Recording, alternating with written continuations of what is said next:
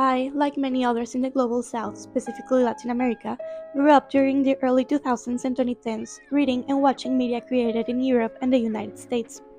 And within that media, there was a void, that of representation. The characters and stories we grew up with were different from us in their own realities. They had different names and backgrounds, socioeconomic status and opportunities, families, and language. In the past several years, the void has been slowly but surely filling out, which then leads us to several arising questions. What is good Latin American representation in media created for children and young adults? What makes it good? How can representation turn into stereotyping and tokenism? And how has this been approached in TV, literature, and film? This video essay will illustrate these arguments using the 2011 picture book Marisol McDonald Doesn't Match, or Marisol McDonald No Combina, written by Peruvian-American writer Monica Brown, illustrated by Mexican artist Sara Palacios, and translated to Spanish by Adriana Dominguez. The story of Marisol McDonald is that of a Peruvian Scottish-American girl who, with her diverse multi-ethnic identity, does not adhere to the social norms of the dominant culture and struggles to fit in or match. Her individuality and uniqueness to what she is told is socially acceptable or palatable. The book opens with Marisol introducing herself. My name is Marisol McDonald, and I don't match. At least that's what everyone tells me. This struggle only begins when people in her life, her cousin, her brother, her teacher, her friends, tell her that she doesn't match in one way or another. Her clothes, her food choices, the game she wants to play at recess, and the way she signs her name. First of all, we must understand that Marisol is not only a Latin American character, she is mixed, or mestiza, in post-colonial approaches to Latin American children's literature, and González writes. The mestizo is caught between contrasting worldviews, contending explanations of reality and different values, beliefs, and epistemologies. That is, different ways of seeing and knowing. Post-colonial subjects experience these contending cultural beliefs and practices as a double bind, a no-win situation, in which they feel pressured by mutually exclusive expectations and imperatives. This applies completely to Marisol's experience in Brown's story. She is implicitly caught between two sets of expectations, which are then portrayed as the imperative to match, as if her mixed experience and identity could be confined to an imaginary binary. We often encounter this issue in media portraying underrepresented groups such as Latin American peoples, casting diverse ethnic characters as a monolith in their non-native, non-hegemonic identities, which then leads to two paths: loss of culture and assimilation, or misrepresentation and tokenism.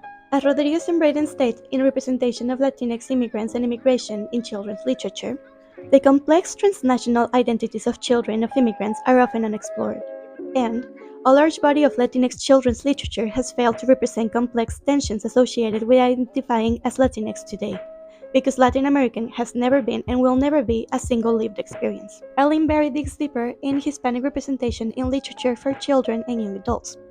All children need to see themselves and their experiences in the books they read. However, it is also important that cultures are not viewed as homogeneous entities. Class, language, gender, socioeconomic status, religion, and geography must all be taken into account when books are chosen for a particular group. However, Marisol's character does not fall into assimilation nor tokenism.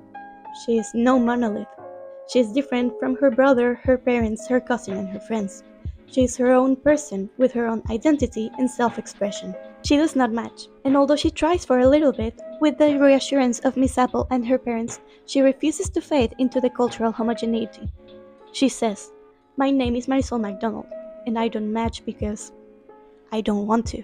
González adds about books written by Latin American and other ethnically diverse authors.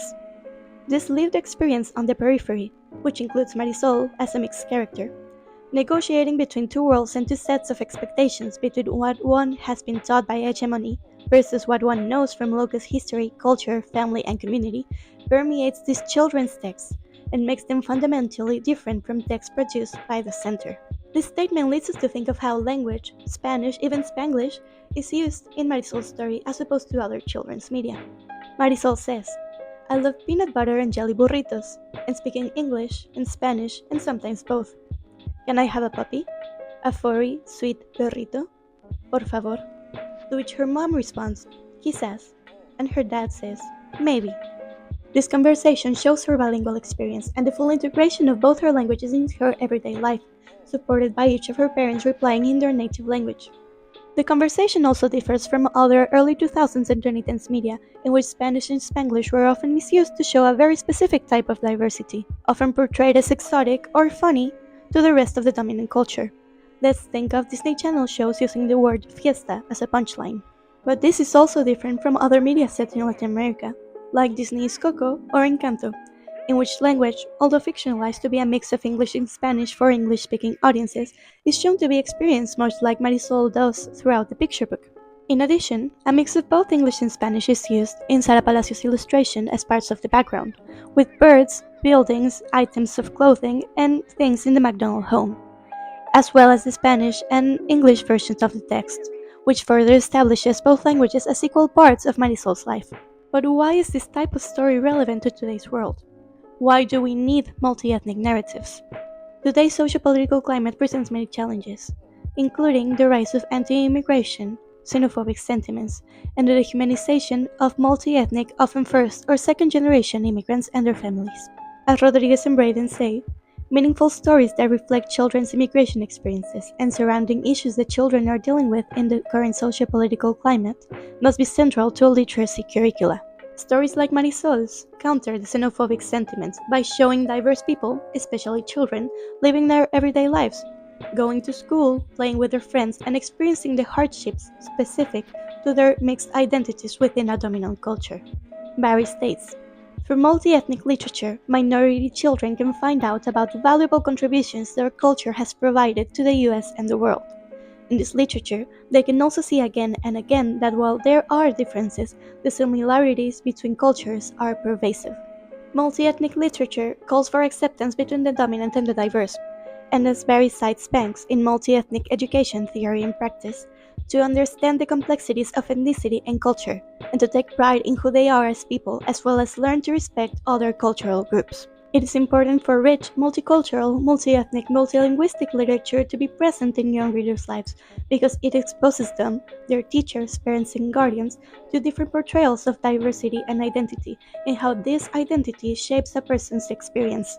And, as Rodriguez and Braden add one final time, that is in order to develop their ability to participate compassionately in a multicultural society and to provide authentic reflections so children recognize themselves as valued members of this society.